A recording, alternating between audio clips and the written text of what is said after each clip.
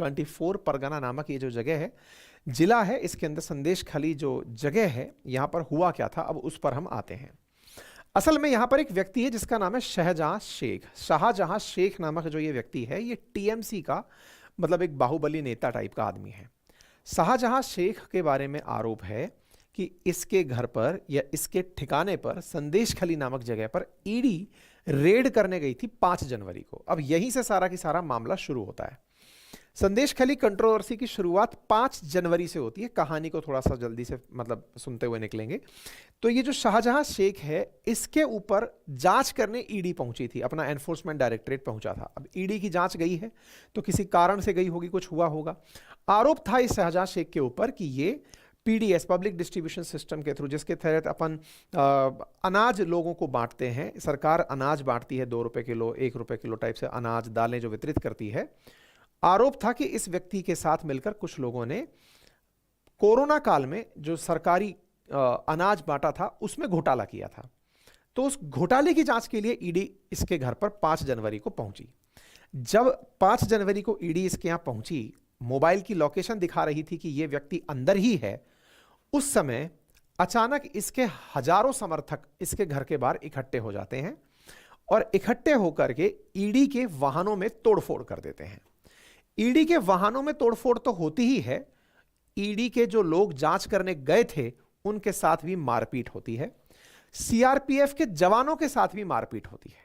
लगभग 1000 की संख्या में लोगों के द्वारा ईडी के ऊपर किया गया यह जो हमला था, इस हमले के अंदर निश्चित ही अपने आप में जांच एजेंसीज के लिए एक सवाल खड़ा कर दिया था। और बड़ा सवाल है कि जांच एजेंसीज को अगर बल्क ऐसे ही मॉब मार पीट कर भगाने लगेगी तो फिर तो शासन पूरी तरह से अव्यवस्थित माना जाएगा और माना जाएगा कि शासन है ही नहीं। यह वो दृश्य है जिस समय पर उठी भीड़ ने हमला किया और ये ईडी के कर्मचारियों को आप यहां पर तस्वीरों में फुटेज के साथ देख सकते हैं, इनके साथ जो मारपीट हुई। ठीक है साहब, अब ये बात निकल कर आई। तो ये घटना जब हुई तो इस व्यक्ति के ऊपर, शाहजहां शेख जिसकी तलाश में गई थी, आरोप लगा कि ये अंदर था और इसने अपने द्वारा लोगों को उकसा करके ईडी पर हमला करवाया है। निश्चित ही जिसका हित होगा, जिसको बचना होगा, वही इस तरह की हरकतें करवाएगा।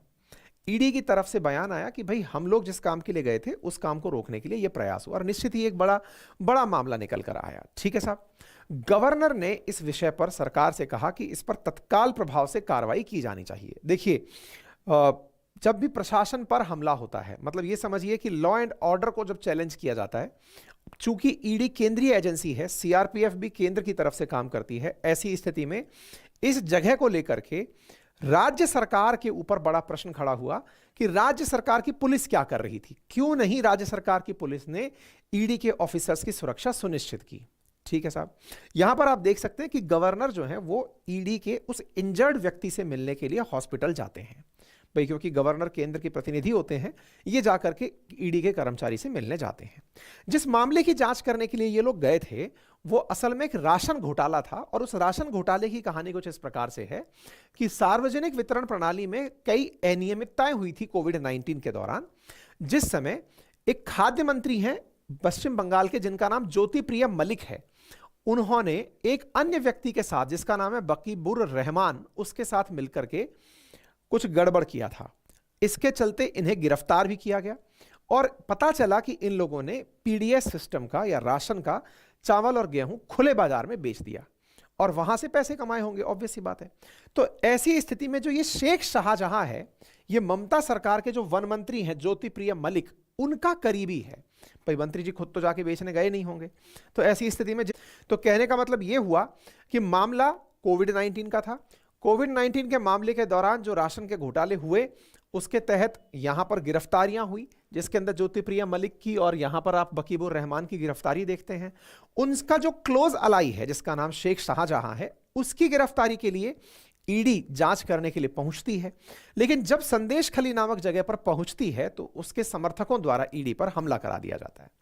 अब जब इस प्रकार की घटना होती है तो निश्चित ही सवाल जवाब का दौर शुरू होगा। चूंकि ये गत महीने की जनवरी की बात है तो उस समय पर टीएमसी ने, यानी कि तृणमूल कांग्रेस जो वहां की सत्तारूढ़ पार्टी है, उसका आरोप लगा कि ये केंद्र अपने द्वारा जांच एजेंसी भेजता है, जांच एजेंसी वाले अपनी तरफ से जांच करने यहां पे आते हैं और जब कुछ नहीं कर पाते हैं तो इस तरह का मामला फैलता है। यानी कि इसको इन्होंने केंद्र वर्सेस राज्य की राजनीति, ईडी को आउट मतलब बाहर की एजेंसी बताते हुए, ये दिखाते हुए कि ये लोग तो मनमर्जी से आते हैं, और ये किसी भी राज्य का रवैया सही नहीं रवैया है। अगर देश को एक तरह से यूनिटरी बन के चलना है, फेडरल इकोसिस्टम के बावजूद भी केंद्रीय जांच एजेंसीज को ये ताकत हो कि वो सब जगह जाकर जांच पड़ताल करें। अगर कोई व्यक्ति सही है तो वो सही ही रहेगा ना। ईडी की जांच में कोई ईडी ऊपर से कोई तथ्य थोड़ी लगा देगी। खैर, फिलहाल के लिए इनके ऊपर आरोप प्रत्यारोप का दौर चलता रहता है। इसी दौर के अंदर टीएमसी के एक नेता को गिरफ्तार भी किया जाता है। अब ऑब्वियस सी बात है, जब इतना प्रेशर क्रिएट होगा तो गिरफ्तारी भी होंगी। यह सब चल ही रहा होता है। कोलकाता हाईकोर्ट के द्वारा अपने स्तर पर इस मामले की जांच करने के लिए एक सीबीआई एसआईटी प्रोब की बात की जाती है कि इस विषय के ऊपर जांच की जाए, शाहजहां को गिरफ्तार किया जाए। सब चल रहा होता है। लेकिन इसी बीच में एक सुर्खी निकल कर आती है फरवरी 9 को, यानी कि जनवरी के बाद से बीच में लगभग शांति, बस जो राजनीति चल रही थी वो चल रही थी। अचानक 9 फरवरी के दिन खबर निकल कर आती है और इस खबर ने पूरी तरह से लोगों को झकझोर के रख दिया। खबर क्या निकल कर आती है? कुछ महिलाएं अपने हाथों में लाठियां लिए हुए बाहर आती हैं। लाठियां, झाड़ू, जूते, चप्पल, पत्थर बाहर आती हैं और आकर के इस शाहजहां शेख के पोल्ट्री फार्म पर आग लगा देती हैं।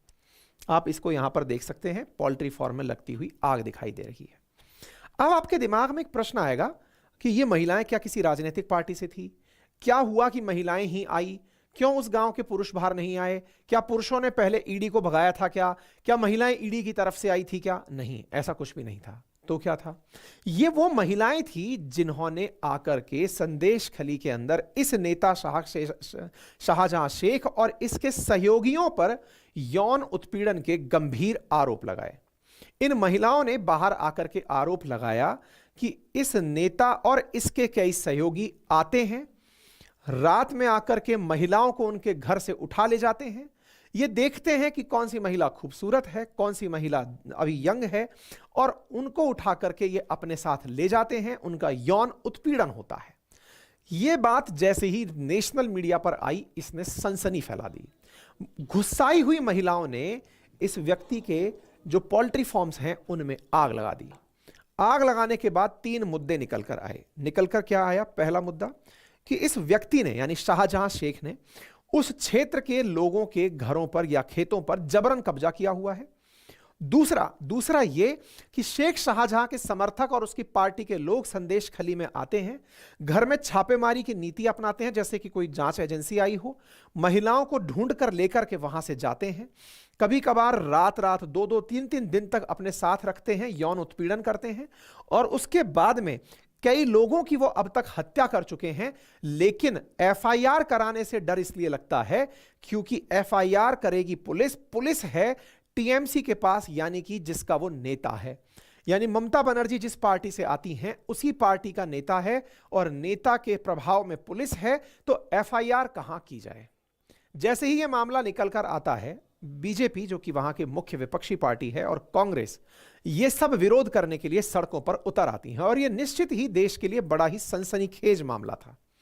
इस मामले के चलते 12 फरवरी के दिन पश्चिम बंगाल के राज्यपाल सीवी आनंद बोस ने प्रदर्शनकारी महिलाओं से मुलाकात की और उन्हें भरोसा दिलाया कि आपकी जांच के लिए डीआईजी रैंक की महिला आईपीएस अधिकारी की अध्यक्षता में 10 सदस्यों की टीम बनाई और इसकी जांच कराने की बात कर दी। लेकिन जैसे ही यह मामला निकला, और अभी तक तो यह मामला इस तरह से चल रहा था कि ईडी के ऊपर हमला हुआ था, टीएमसी के लोगों ने हमला कराया था, लेकिन यह मामला अब दूसरी तरफ निकल गया। दूसरी तरफ कैसे निकल गया?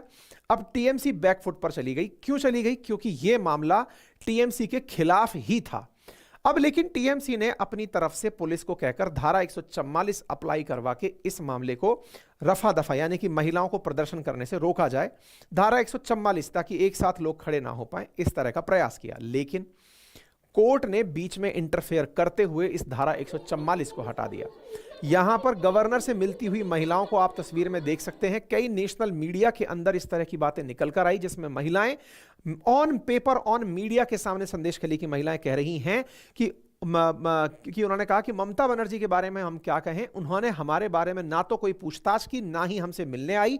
वे भी महिला हैं, हम भी महिला हैं। इस हालत में अगर वे यहाँ नहीं आई तो आप स्थिति का अंदाजा लगा सकते हैं। संदेश खली की बहुत सारी महिलाएं नेशनल मीडिया पर आकर के अपने बयान देने के लिए आई, और ये सब बातें इतनी बड़ी हैं, इतनी संवेदनशील हैं कि यहाँ पर एक नहीं कई महिलाओं ने अपने द्वारा बयान देकर के इस नेता और इसके सहयोगियों के ऊपर जो आरोप लगाए, उन आरोपों ने पूरी तरह से देश के अंदर एक सनसनी फैला दी। यानी ये आरोप असल मायने में एक समय तक तो इसलिए नहीं निकल रहे थे क्योंकि उस व्यक्ति का प्रभुत्व बहुत पब्लिक डोमेन में चल रहा था, लेकिन जैसे ही ये पता चला कि उस व्यक्ति के लोगों ने ईडी और सीआरपीएफ पर हमला किया है, और निश्चित ही अब ईडी और सीआरपीएफ उसे गिरफ्तार तो करेंगी ही, और ऐसी स्थिति में उनको ये महिलाओं को विश्वास हुआ कि उसने कमिट किया है क्राइम, और ऐसी स्थिति में उसे निश्चित ही सजा देने का सरकार प्रयास करेगी। तो इनके अंदर हौसला बढ़ा, महिलाएं बाहर निकल करके आई और अपनी तरफ से उस व्यक्ति का, जिसके पक्ष में 1000 लोग आए थे दंगा प्रदर्शन करने, ये महिलाएं उसके विरोध में आकर खड़ी हो गई। बस तो फिर तो उसके बाद में जो होना था वो आपके सामने है।